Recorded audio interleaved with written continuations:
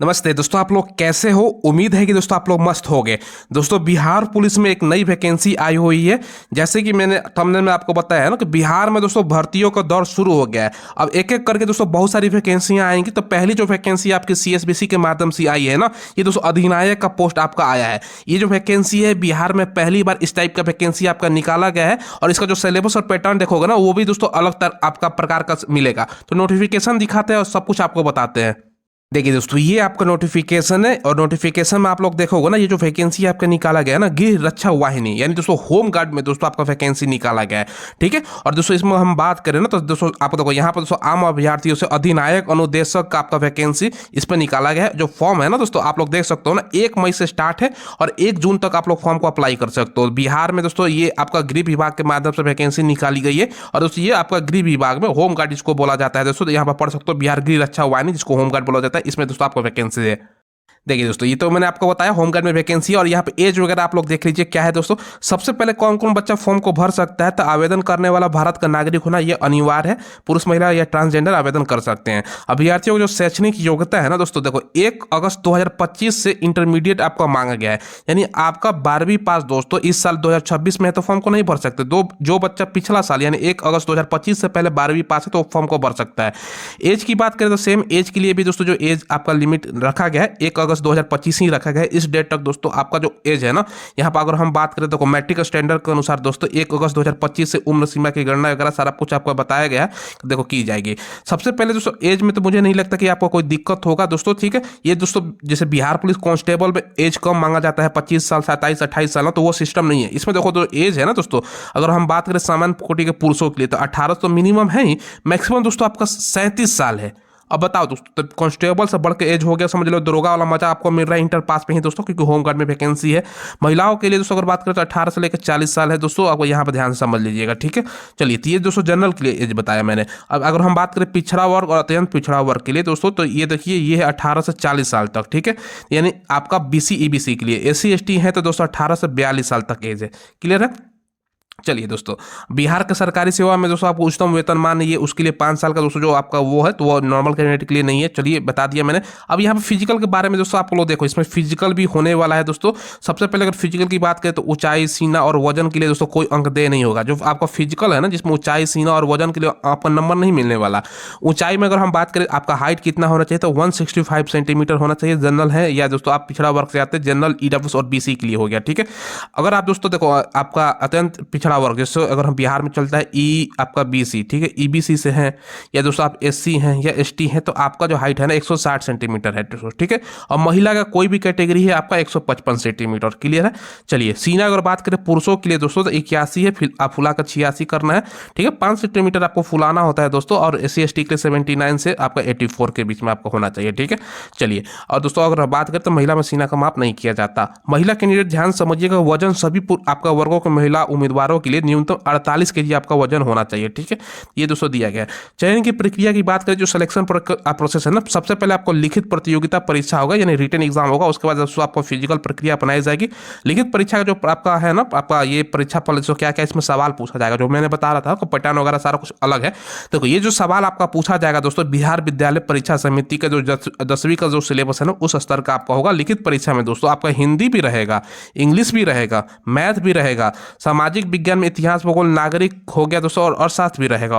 और अगर इसके अलावा बात करें तो आपका दोस्तों साइंस में, विज्ञान में फिजिक्स, केमिस्ट्री, आपका बायोलॉजी रहेगा। और दोस्तों इसके अलावा वनस्पति विज्ञान भी रहेगा।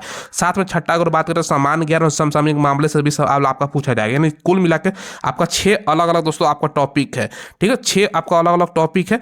ठीक है। अब इसमें आपको सवाल बच्चे पूछेंगे सर इसमें सबसे ज्यादा ये नहीं लिखा गया कितना सवाल पूछेगा। देखो कुल मिलाकर दोस्तों अगर सवाल देखोगे तो इसमें 100 क्वेश्चन है, 100 नंबर का दोस्तों। ठीक है। लेकिन दोस्तों इसमें क्या क्या कितना नंबर का पूछा जाएगा ये नहीं लिखा गया। देखो इसमें बिहार का आप देखो ना, तो सबसे ज्यादा दोस्तों आपको जीके का वेटेज रहता है। 40 क्वेश्चन पकड़ लो जीके, और साइंस पे दोस्तों आप पकड़ लो 30 क्वेश्चन रहेगा। बाकी दोस्तों हिंदी से अगर बात करें तो आपका 7 क्वेश्चन रह सकता है, 7 या 8 क्वेश्चन रह सकता है हिंदी से। इंग्लिश की बात करें तो दोस्तों इसमें भी 7 से 8 क्वेश्चन, यानी हिंदी इंग्लिश मिलाकर दोस्तों 15 क्वेश्चन रहता है। बाकी दोस्तों अगर हम बात करें ना तो मैथ से दोस्तों आपका 10 क्वेश्चन के आसपास रहेगा। बाकी दोस्तों जो करंट अफेयर वगैरह मिला के इसमें 5 क्वेश्चन के आसपास आप लोग पकड़ लो तो ये आपका सिलेबस रहता है, ठीक है। तो ज़्यादातर दोस्तों जीके जीएस का ही वेटेज रहता है। और यहाँ पे एक चीज़ लिखा गया है कि दोस्तों अगर एक से ज़्यादा पालियों में आपका परीक्षा होता है ना, तो भैया बिहार में आपका ना ये चलता है आपका इक्वी परसेंटाइल पद्धति, इस आधार पर आपका नॉर्मलाइजेशन होगा ये है। बाकी पेपर का जो स्वरूप होगा OMR आधारित होगा, ऑफलाइन पेपर होगा। मिनिमम पास करने के लिए 30 अंक लाना है, ज़्यादा नंबर लाइएगा तभी आपका रिजल्ट हो पाएगा। 30 नंबर ये भूल जाइए, कम से कम 70 प्लस का टारगेट रखोगे तभी दोस्तों आपका रिजल्ट हो पाएगा, ठीक है। क्योंकि इसमें दोस्तों निगेटिव वगैरह नहीं है, ठीक है। 5 गुना बच्चों को फिजिकल के लिए लोग बुलाएंगे। और दोस्तों जो फिजिकल है ना, यहाँ पे देखो अंतिम लिखित परीक्षा मेगा सूची का आधार नहीं रहेगा दोस्तों। लिखित परीक्षा माफ कीजिएगा, मेगा सूची का आधार नहीं रहेगा, यानी रिटन क्वालिफाई है वो, केवल दोस्तों आपका शरीर दस्ता परीक्षा के लिए ही क्वालिफाइंग होगा। यानी जो रिटन है वो फिजिकल के लिए आप लोग क्वालिफाई करोगे। फिजिकल में दोस्तों आपका क्या क्या होगा वो देखो नीचे दिया गया है। देखो फिजिकल में दोस्तों कुल मिलाकर 100 अंकों का फिजिकल होगा, जिसमें दोस्तों ऊंचाई, सीना और दोस्तों इसके लिए अंक नहीं है, परंतु दोस्तों इसमें दौड़ के लिए आपका 50 अंक आपका दिया गया है।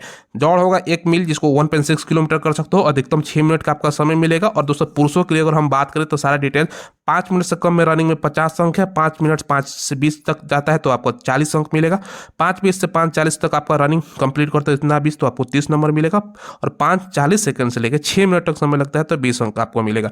ज़्यादातर बच्चा इसमें 30 नंबर आसानी से दोस्तों निकाल कर ले आता है, ठीक है।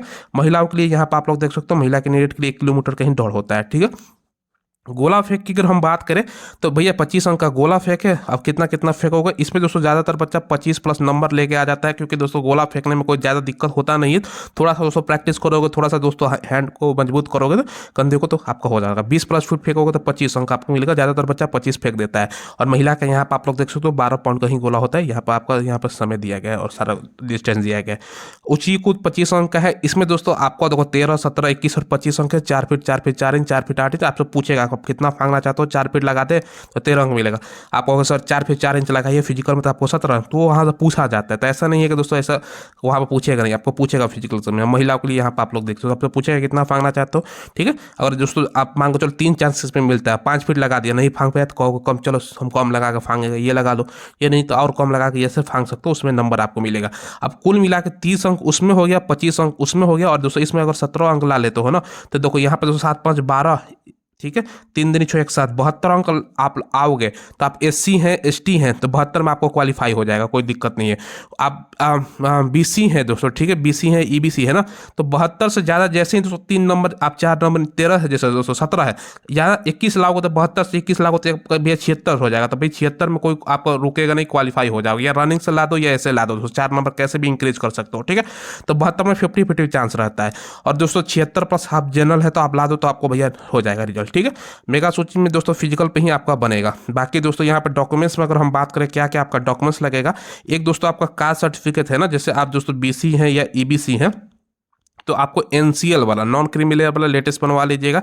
SC ST हैं तो आप SC हैं या ST हैं या EWS हैं दोस्तों तो आप बना लीजिएगा, ये आपका वो तो इंपॉर्टेंट है ही। साथ में दोस्तों इसमें बच्चा बाहर हो जाएगा। एक डोमिसाइल जिसको दोस्तों अगर हम बात करें तो निवास दोस्तों बोला जाता है, निवास बना लीजिएगा। क्लियर है। चलिए अब देखो यहाँ पर वैकेंसी की संख्या कितनी है दोस्तों। सबसे पहले आपको गैर आरक्षित की बात करें तो 48 और 17 वैकेंसी महिला पुरुष का है। अनुसूचित जाति 19 और 7 है। आप ST का बात करें तो केवल पुरुषों में 2 वैकेंसी है। अब ST में दोस्तों मान चलो आपको लगता है 2 वैकेंसी है तो ST कैंडिडेट जनरल से भी कोई अप्लाई कर सकता है, अपना कैटेगरी जनरल चुन लीजिएगा क्योंकि एज भी अच्छा खासा तो कोई दिक्कत नहीं है। बाकी अत्यंत पिछड़ा वर्ग 22 है EBC का, BC का 15 हो गया, EWS का 12 है। और दोस्तों महिला का अलग से दोस्तों 4 ये आरक्षण होता है तो 4 अलग से हो गया BC फीमेल का। और महिला के यहाँ पर भी वैकेंसी आपका देख सकते हैं कितना कितना है। अब कुल मिलाकर दोस्तों ट्रांसजेंडर यहाँ पर दोस्तों माफ कीजिएगा, ये स्वतंत्रता सेनानी के लिए 2 वैकेंसियाँ हैं। और कुल मिलाकर दोस्तों यहाँ पर वैकेंसी का ये है दोस्तों टोटल कितना वैकेंसी है यहाँ से आप लोग देख सकते हो।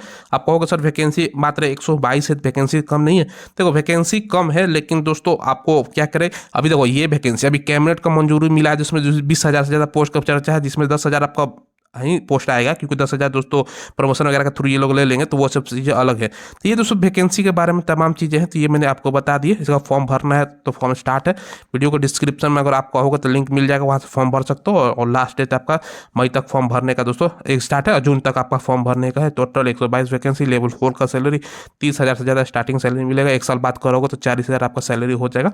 शानदार वैकेंसी है। तो ये मैंने डिटेल्स आपको बता दिया। आप लोग चैनल को सब्सक्राइब कीजिएगा जो नया बच्चा है, यहाँ पर जो लेटेस्ट जॉब आता आता है ना, उसका इन्फॉर्मेशन मिलता है। और वीडियो के डिस्क्रिप्शन में टेलीग्राम मिलेगा, उसको भी ज्वाइन कर लीजिएगा, वहाँ पर दोस्तों फॉर्म भरने की जानकारी वगैरह आपको दिया जाता है, लिंक वगैरह मिलता रहता है। ठीक है, धन्यवाद।